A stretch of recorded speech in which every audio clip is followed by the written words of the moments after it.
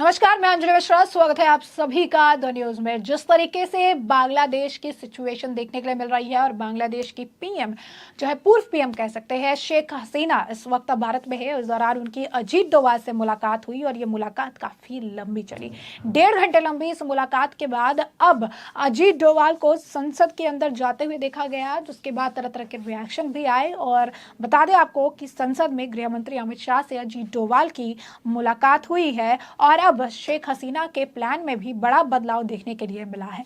क्या है माजरा, विस्तार से समझ लेते हैं। तो बांग्लादेश में राजनीतिक उठापटक के बीच भारत में भी हलचल है। विदेश मंत्री एस जयशंकर ने जहां संसद में इस पूरे मुद्दे पर प्रतिक्रिया दी, तो वहीं नेशनल सिक्योरिटी एडवाइजर यानी एनएसए भी संसद पहुंचे। बताया जा रहा है कि यहां गृह सचिव समेत कई बड़े अधिकारी मौजूद हैं, जिसमें बांग्लादेश के मौजूदा हालात और सीमा सुरक्षा पर चर्चा की गई। गृह मंत्री अमित शाह ने भी बांग्लादेश के हालात पर विदेश मंत्री से मुलाकात की। इस दौरान दोनों मंत्रियों ने जो है पड़ोसी देश के मौजूदा हालात पर चर्चा की और उन्होंने आज संसद में बांग्लादेश के उभर रहे राजनीतिक संकट पर विस्तार से जानकारी दी और उनसे इस बात पर भी जोर दिया कि हालात बहुत खराब है और जनवरी 2024 से ही तनाव और हिंसा की स्थिति बनी है। खासकर जून और जुलाई में सरकारी नीतियों के खिलाफ बढ़ते छात्र आंदोलन की वजह से हालात और भी खराब हो गए हैं।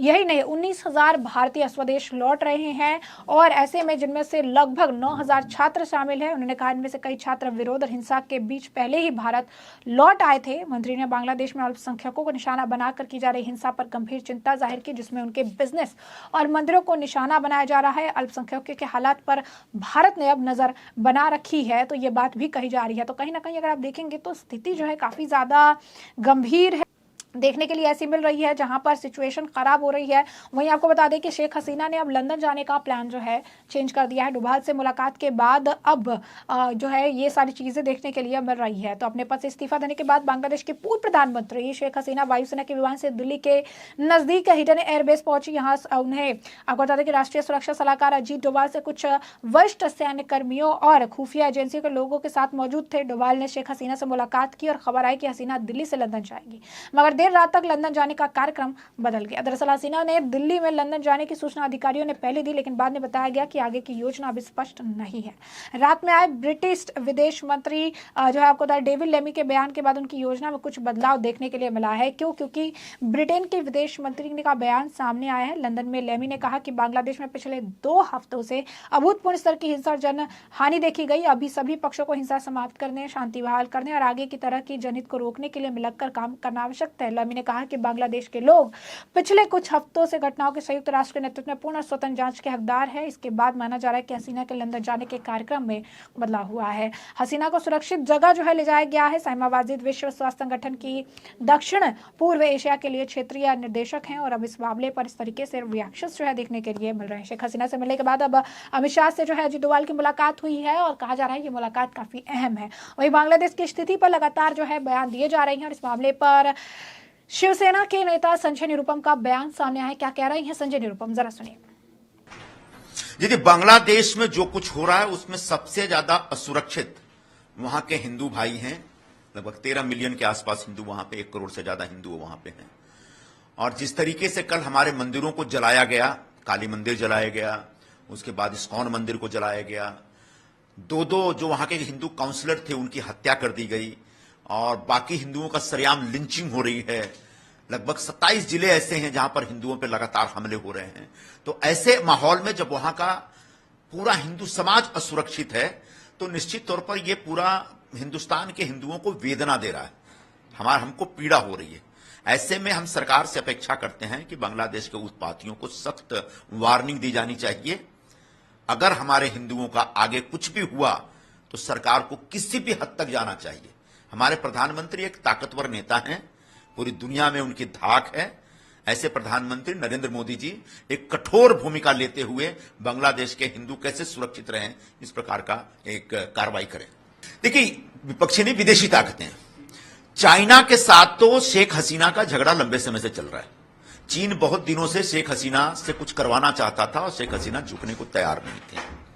ऐसे में चीन ने ही जो एक स्टूडेंट एक्सचेंज प्रोग्राम होता उसके तहत लंबे समय से वहां के बांग्लादेशी जो स्टूडेंट्स हैं उनको चीन में बुला के उनको ट्रेनिंग देना, उनका दिमाग में जहर भरना और उनको सरकार के खिलाफ भड़का भड़का के आखिरकार ये नौबत पैदा कर दी। तो चीन तो सरेआम है और बाकी इस प्रकार के उत्पातों में हमेशा अमेरिका और यूरोप भी रहता है। तो बांग्लादेश में विदेशी ताकतों ने एक चुनी हुई सरकार को गिरा दिया। एक समझ लीजिए कि आर्थिक तौर पर एक समृद्धि की तरफ बढ़ रहा बांग्लादेश, जिसको अचानक तबाही में डाल दिया। बांग्लादेश का जो जीडीपी है और पर कैपिटा इनकम इस सब बहुत तेजी से बढ़ रहा था और पूरी दुनिया के लोग उसको ऑब्जर्व कर रहे थे कि बांग्लादेश की इकोनॉमी बहुत अच्छी चल रही है। तो कहीं ना कहीं पूरी दुनिया के जो बड़ी बड़ी ताकतें हैं वो पूरे बांग्लादेश की इकोनॉमी खत्म हो जाए, बर्बाद हो जाए, तबाह हो जाए, इस प्रकार का षड्यंत्र रचा और वहां के उत्पाती उस षड्यंत्र का शिकार हो गए, उसमें शामिल हो गए और उसकी वजह से पूरे बांग्लादेश में कल उन्होंने उत्पात मचाया और शेख हसीना को अपना पद छोड़ के, अपना देश छोड़ करके भागना पड़ा। तो जैसे कि आपने संजय निरुपम जी को सुना, उन्होंने साफ तौर पर कहा है कि जिस तरीके की स्थिति इस वक्त बांग्लादेश में है वो काफी ज्यादा खराब है और अल्पसंख्यकों को जो टारगेट किया जा रहा है ये भी सरासर एक घृणित कार्य। इस तरीके से अल्पसंख्यकों को टारगेट नहीं करना चाहिए।